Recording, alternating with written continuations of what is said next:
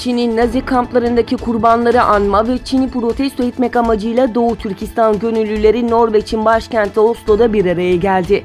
Uluslararası İnsan Hakları Komitesi'nin Oslo'da gerçekleştireceği toplantı sebebiyle bugün de devam eden Çin karşıtı ve insan haklarına destek gösterisinde Doğu Türkistanlıların yanı sıra bölge halkı da yoğun ilgi gösterdi.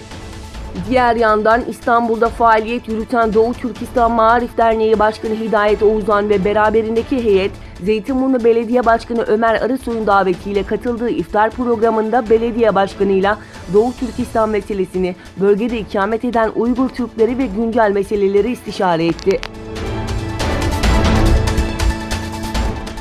Çin Komünist yönetimi 3 milyondan fazla Doğu Türkistanlı Müslüman Türk'ü toplama kamplarında tutsak ederek çeşitli kimyasal ilaçlar ve işkenceleriyle birçoğunu katlederken, diğer yandan uluslararası baskıların önüne geçmek için ülke dışındaki Uygur Türklerini iftara davet ettiği bildirildi. Doğu Türkistan'da namaz, oruç, zekat ve hac ibadetinden sakal bıyığa kadar İslam'a ait her şeyi yasaklayan ve Müslümanları bir araya toplayıp içki içmeye, domuz eti yemeye zorlayan Çin hükümeti, Çin İstanbul Başkonsolosluğu'nca 27 Mayıs günü düzenlenecek olan iftar programına Türkiye'de ikamet eden Uygur öğrencilerinin de davet edildiğini duyurdu. İran Dışişleri Bakanlığı Sözcüsü Abbas Musevi, İran devlet medyasında yer alan açıklamasında ABD ile görüşme yaptıkları yönündeki iddiaları yalanladı. Arabulucular üzerinden görüşmelere başlandığı yönündeki açıklamaları reddeden Musevi, İran ile ABD arasında doğrudan veya dolaylı yoldan hiçbir görüşme olmamıştır dedi.